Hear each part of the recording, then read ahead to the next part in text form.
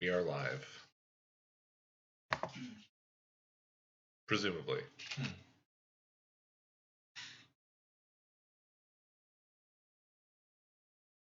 Yes, I am the Lord. Hey, Jiff. Thank you for nice months. Nice, nice, nice. That's every possible spelling. 3 of them are correct. Nice. Nice.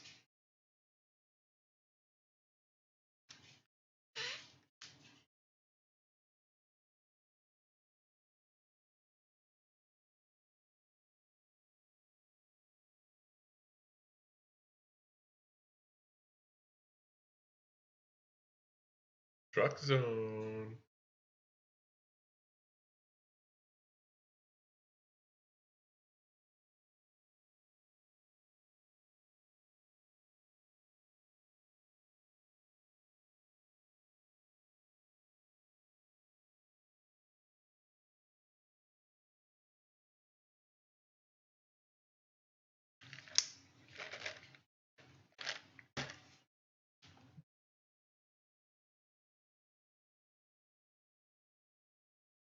Oh yeah, I forgot my whole time zone is wrong on my computer.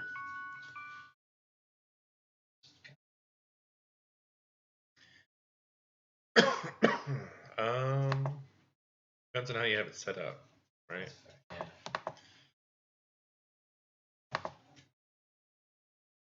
Set time automatically on. Set time zone automatically off. There. Now it might fix itself. We're hanging in.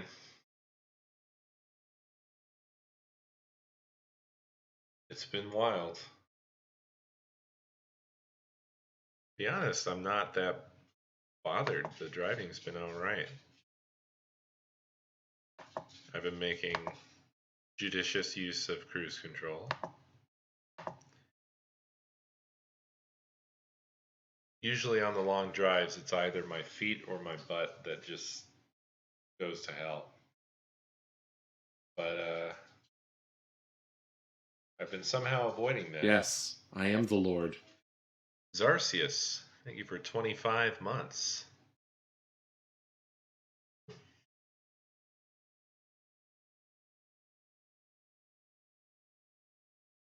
Well, we're in Missouri now.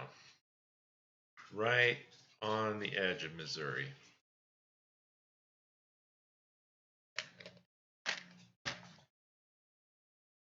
So I think that's Midwest, right? I don't really, as far as I understand it, the Midwest extends from a few inches in on the East Coast to a few inches in on the West Coast. So yes, it's just the whole I am middle the Lord. of the country. 83 months is 6.9 years. Nice. Nice. Elusive, thank you for 83 months.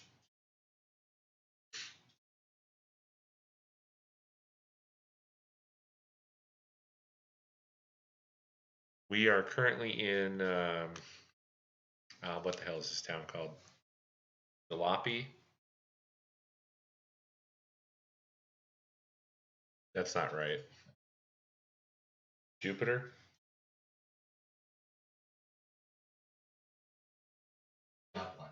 Joplin. Janis Joplin. Yes, We're in I am the Joplin, right? Lord.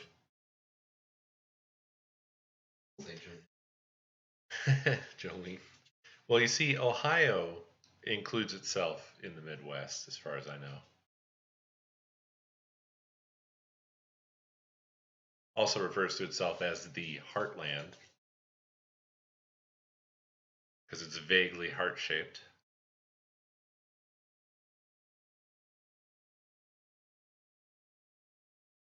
Well, this town got wrecked by tornadoes. Oh, you know, I am getting a glimmer of a memory now that you mention it. Yeah, they got nailed by some bad ones. Let me look that up real quick. Good thing we're only staying here one night. Like it happens all the time. Joplin tornado. Oh, 2011? The 2011 Joplin tornado. Oh, fuck. It was an F5? Multiple vortex tornado. Jesus Christ. Oh, no. It was the evening of a Sunday. Like a bit of like strain, probably from the sheep. He prefers it to food. So it was a Sunday night, much like this one. May 22nd, 2011. Over 200 mile per hour wind. God damn. Almost 200 fatalities and 1,000 injured. Oh my god, this is really devastating. Holy shit. It was just the whole town. It was just the whole fucking... It was just all that was left was a road. I can't believe there's anything here right now. It's only been 9 years. Holy shit. Wow, that sucks.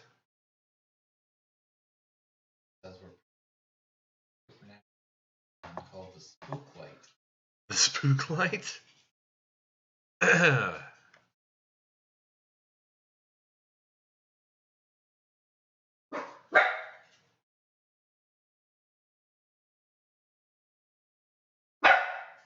Junior.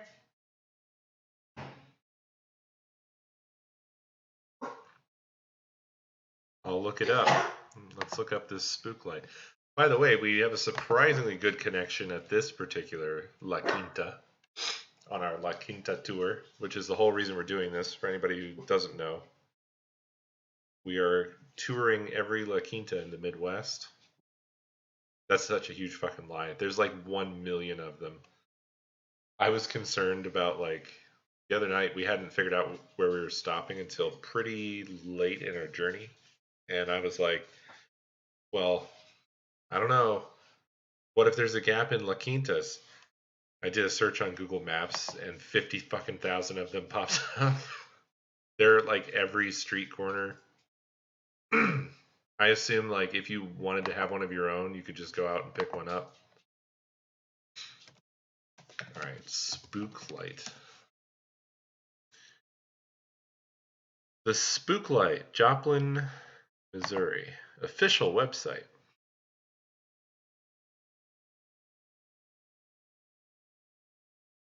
Bobbing and bouncing along a dirt road in northeast Oklahoma is the Hornet Spook Light, a paranormal enigma for more than a century. Described most often as an orange ball of light, the orb travels from east to west along a 4-mile gravel road, long called the Devil's Promenade by area locals. The spook light, often referred to as the Joplin Spook Light or the Tri-State Spook Light, is actually in Oklahoma near the small town of Quapaw. However, it is most often seen from the east, which is why it has been attached to the tiny hamlet of Hornet, Missouri, and the larger, better-known town of Joplin. According to the legend, the spook light was first seen by Indians along the infamous Trail of Tears in 1836. However, the first official report occurred in 1881 in a publication called the Ozark Spook Light. The ball of fire, described as varying from the size of a baseball to a basketball, dances and spins down the center of the road at high speeds, rising and hovering above the treetops before it retreats and disappears. Others have said it sways from side to side, like a lantern being carried by some invisible force. In any event, the orange fire-like ball has reportedly been appearing nightly for well over 100 years. According to locals, the best time to view the spook light is between the hours of 10 p.m. and midnight, and tends to shy away from large groups and loud sounds.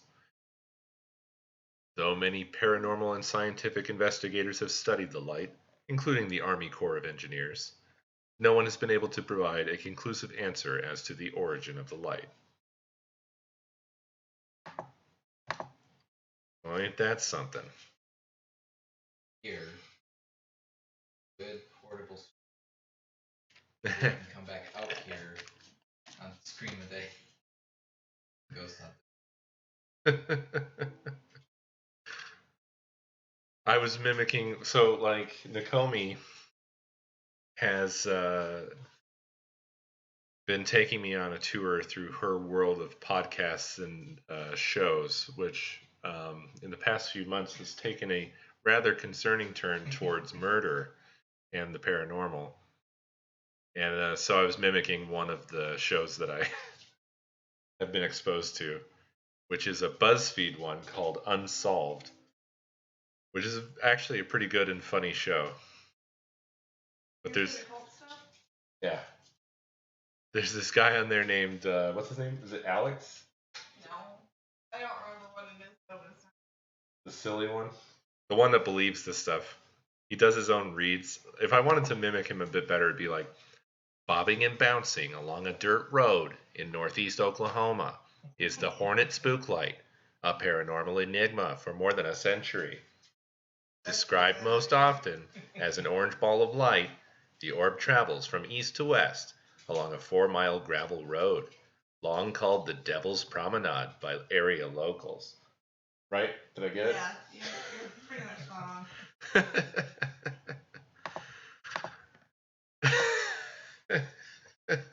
Oh, Ryan Bergera. Thank you. Yeah. That's the guy. His reads make me laugh every fucking time. Especially because they also cut to those transcripts of them having a conversation about his reads. And whoever the co-host is, I don't remember his name either. But him making fun of them is the best.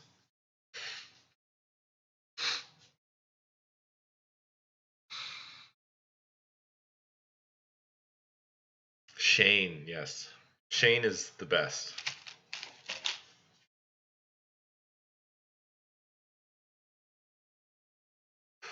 If they went to go to try to find this spook light, which for all I know, they probably have tried already, that's how you'd do the read. And it would probably be from that exact website. I've basically done an episode for them just now. They're set. They can just take this VOD and they're good to go. Hey demons, it's me, your boy.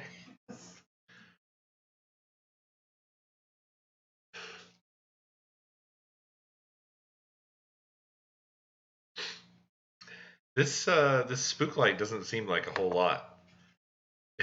It's just a light that goes down a road.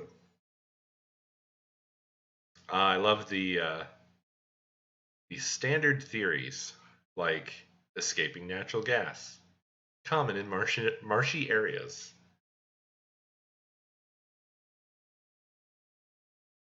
The idea that it might be a will-o'-the-wisp is discounted, as this biological phenomena does not display the intensity of the ball of light seen along the Devil's Promenade. It's not a will-o'-the-wisp, y'all.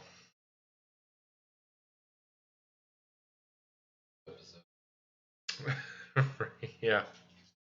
Like it's like there's a an abandoned amusement park nearby, but anytime anybody tries to go there, they're warded off by the spook light.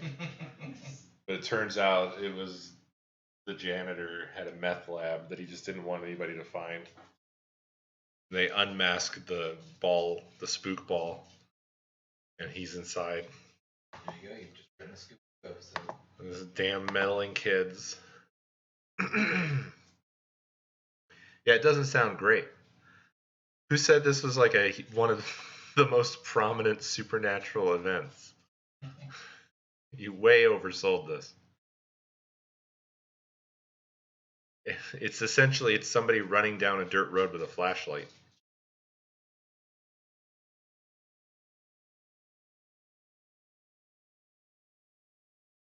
Yeah, Scooby-Doo and the Joplin Spooklight really does sound accurate. And it's a silly name. The Spooklight? I mean, bizarre.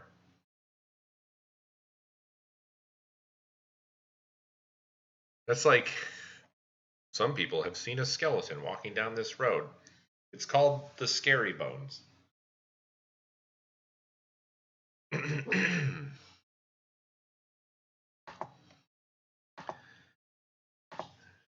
It does fit the vibe, yeah.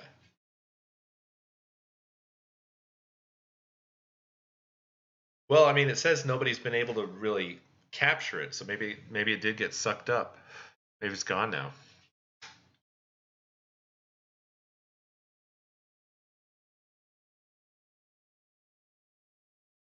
True that, food flare. I was talking with Nakomi. We hit a stretch Yes, where I am the Lord. hey, Ice Cold Wolf, thank you for 36 months. Also, Sapphire Cookie, I don't think I got you. Thank you for 16 months.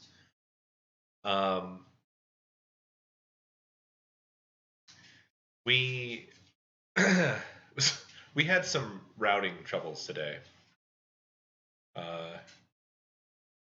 Craig's phone took him on a totally different adventure from us, but then I missed a turn later on, so I'm no better. And we ended up having to take some lesser roads to get back up to the 44, because I ended up staying on the 40 longer than intended. And because of that, we were passing through a whole bunch of little, your standard Midwest towns. And I remarked to Nakomi, basically, like, the middle of this country is essentially just one big dump. It's just a dump. No offense. I mean, I'm not talking about like the vistas. I'm not talking about like amazing earth. I'm just talking about like the towns. There's a lot of really depressing towns in Midwest America. Like, in our quest to get from 40 to the 44, we went up the 69. Please hold your applause. Nice. And we passed like through 4 or 5 towns along there, and every single one of them was exactly the same, like rundown looking. They all had a kind of a sad downtown with a bunch of boarded up buildings.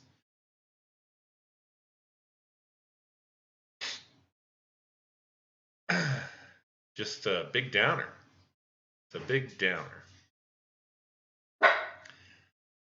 And that ended up turning into a longer rant where we were like just talking about how there's no culture. Eventually, it landed on politics, and yeah, we just had a big ass rant.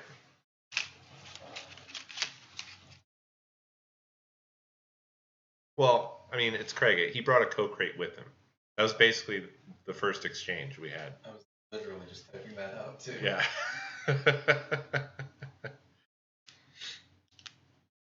It was branded and everything, just like the others.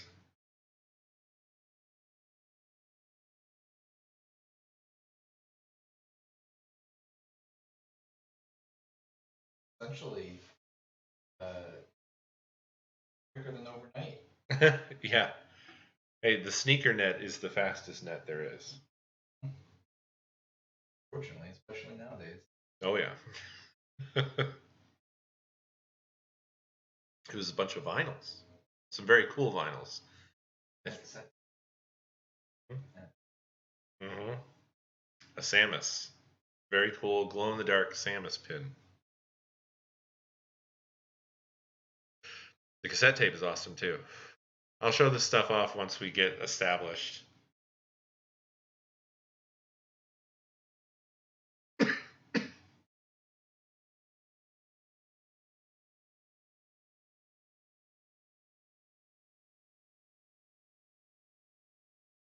Fortunately, not lost.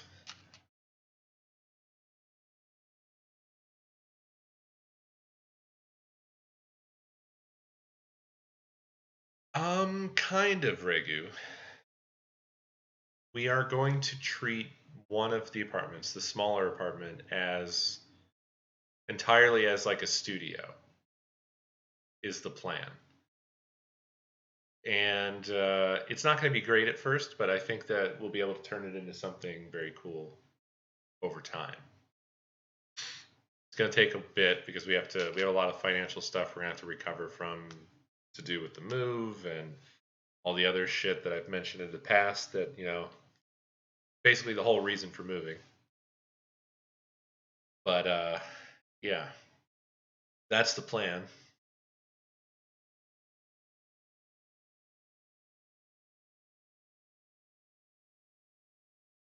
Well, I wanted to have adventures, but we can't waste tons of time, unfortunately. I still have to get back to my job.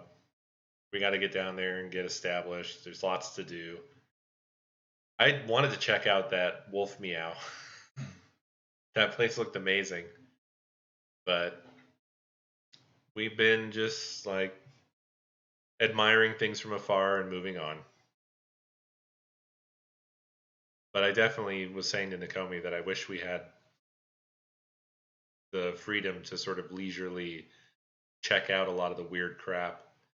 I was actually thinking, and it probably exists already, but it would be probably an interesting series, like a YouTube type of deal, where somebody just goes and stops at all the fucking weird places along highways that advertise goofy ass shit like the thing, and then you just go follow all the signs that lead to the thing, and then go see what the fuck the thing is. And I think the funny thing with those would be that almost every single one of them is going to end with, Sadness. well, maybe not necessarily sadness, but definitely disappointment.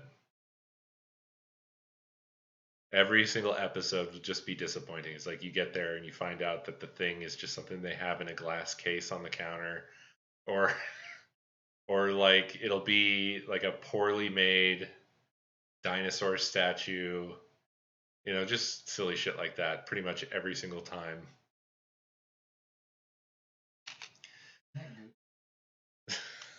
Would he be the host? He would be a great host for that sort of a thing. I think he could do a great like on the road show. Voiceovers.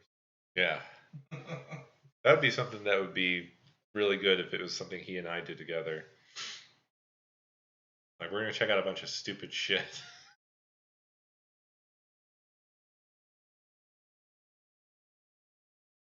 What's ghost hunting game called again? Oh, it has a silly name. Phasmophobia. Should do that for like IRL. Oh. Just like you did the IRL golf. Well, it's funny because there's so many things that I would be totally down to do. Like when she shows me the that Unsolved show, I'm kind of envious sometimes of like you got these two guys that are just making a really dumb show and just having fun doing it. And I always think to myself like, how do you get in on that kind of thing? What do you got to do? But they work for BuzzFeed, so they have a budget and all that stuff.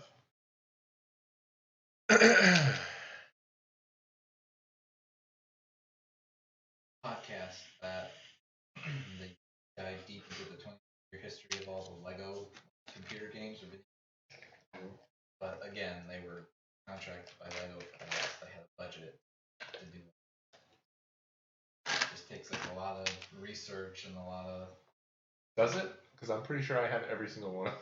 I think I have them all now. They actually like dive deep into that stuff. The developers? Yeah. See, that's what I was talking about. I wanted to do.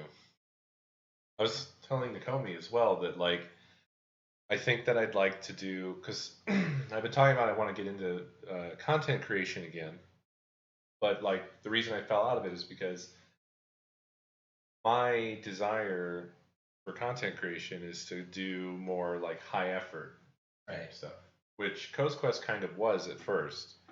It wasn't just like, oh, we're just doing, a long multiplayer session and then chopping it into pieces. Like, certainly, I'm not saying that my original Let's Play was anything much more complicated than that, but there was another aspect to it, which was like there was the community on Reddit that wasn't really obvious. Like, if you just watched the videos, you didn't know that this was happening. But like on the Minecraft subreddit, when it was small, there were a lot of people there that I was like, every episode I was making it and then talking about it with them. Like, we had a real community thing going on before it got like fucking squashed by Minecraft's popularity. Like, people started to flood in there, and they essentially just forced us out because they were like, "Who the fuck is this guy? Why are his videos always posted?" Blah blah blah. And then eventually it was just like it all died because too many people were there who just didn't know what we were doing and didn't like it. But I liked that aspect of like I was doing something and then there was a bunch of like-minded people and we were having a community thing, and that's kind of what Stream a Day has been as well to some degree. So anyway, like when we were going through those discs in the garage, and like there's a couple things in there like this is fucking weird. I want to do like more like high effort. Like, I'd like to take something like that and build a whole high effort like single video thing about it. Like maybe something that comes out like once a month or maybe once every 2 months. A deep dive and maybe reach out to people who work done. Exactly, yeah. Like, try to get more detail, find out like what's the deal with this. And I was thinking, I was discussing with Nakomi, and she had the same idea. It's like it's something that could integrate with the stream as well, where it's like part of the research and fact finding, or like what's interesting about this, what's funny about this, could happen on the stream where it's just like less ceremonious, but we just go in, we just play the thing, see what the heck it's all about. Plus, that also doubles as getting like the game footage, Right. and then writing up a script, doing voiceover, and then editing it all together and putting that out every, I don't know, a few months or so. But just higher effort, higher quality content type stuff is kind of what I desire to do. This is something I've talked about before, Regu. Been talking about it for a long time and acting on it not at all. It's kind of my MO of late. Could be in a better position. Approach something. Yeah, hopefully, like that's again part of this big change is we're going to have more control of our financial situation, and we're going to have more control of our living situation. So hopefully this removes a lot of barriers that have kind of been like either physically or mentally preventing me from, or financially as well, preventing me from doing more of the type of stuff that I'd really like to do. Yeah, you could even build like a small little set that backdrop video Exactly. of the things. Yeah, Pieces. that's what I was thinking for sure. Is like we'll have this space where we can really play around with stuff in a way that I haven't been able to, at places that we're just renting, or at least, I mean, could totally have done it really, but it just it always felt like I can't do things, can't do what I want But to do. DGT. those game tips. I don't know about that one.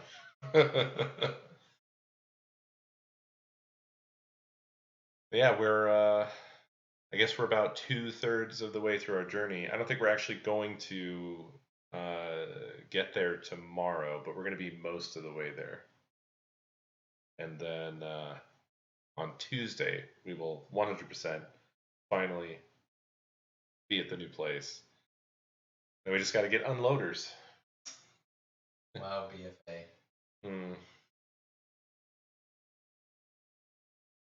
And here's my co-star. Yes. The puns in this community.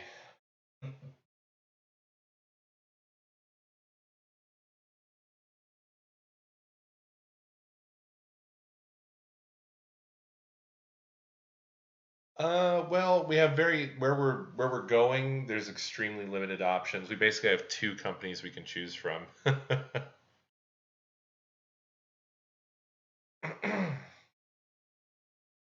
Well, what I wanted to call my series, I made a logo for it a while back, which I showed around a bit, but I had intended to, like, if I was going to do streams that were specifically dedicated to retro content, I was going to call them Retro Sector, which I don't know why. I guess I just felt like that had the sort of a ring to it that was similar to, like, you know how there's like a lot of NES games that just have sort of like vaguely sci-fi, vaguely badass, like they don't really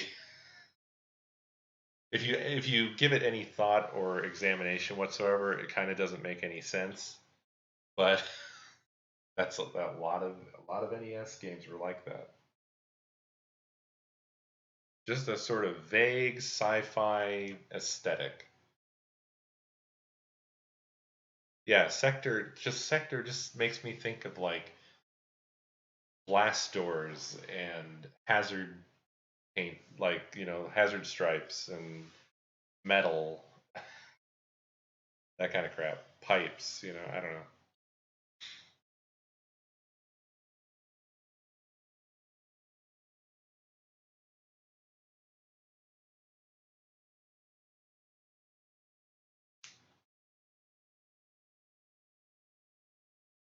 Retrosexual.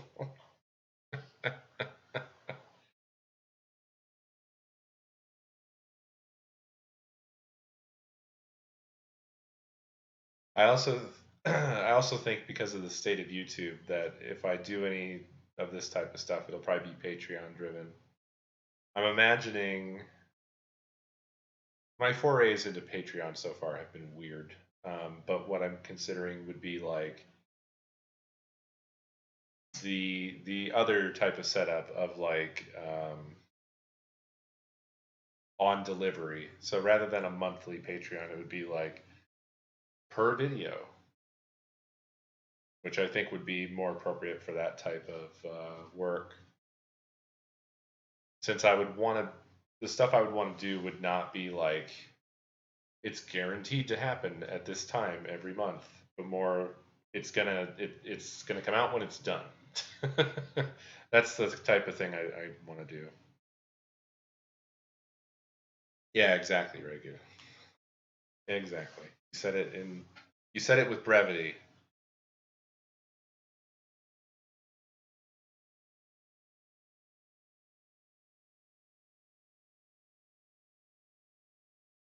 I love Retro Ahoy.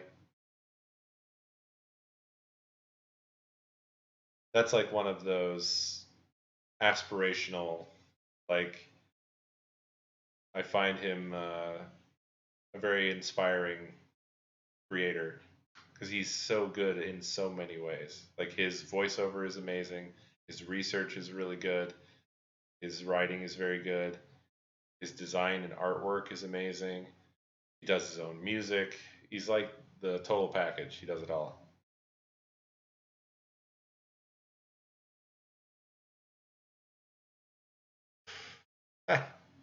That's wild, Delarod. It's so close.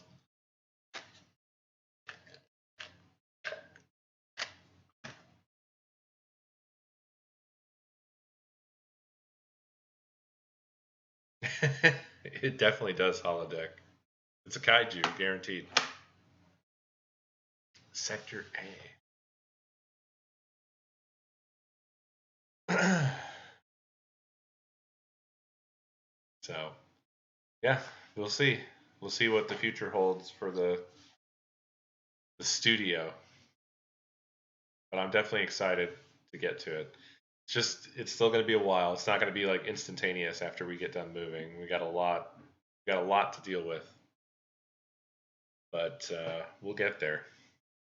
I would say that it's going to be something that's going to develop over the course of the next year.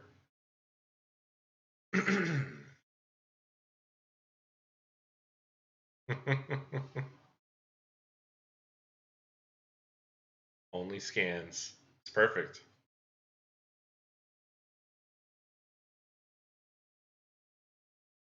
Yeah, I think everyone's pretty fucking beat. Everyone's tired, so I should probably wrap things up here. This has been extra short. It's probably the shortest one yet, unfortunately. The one time we have a really good connection, but I think we all need to hit the hay and recover and get our final long day in. But we're nearly there. Extremely, extremely close. So, soon.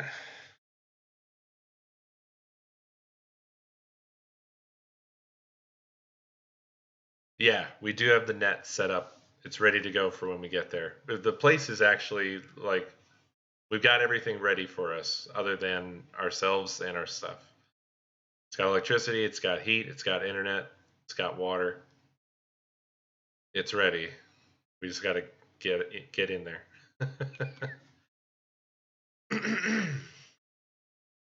But yeah. Good night, everybody. Thank you for stopping by. And I will check in with you again tomorrow evening.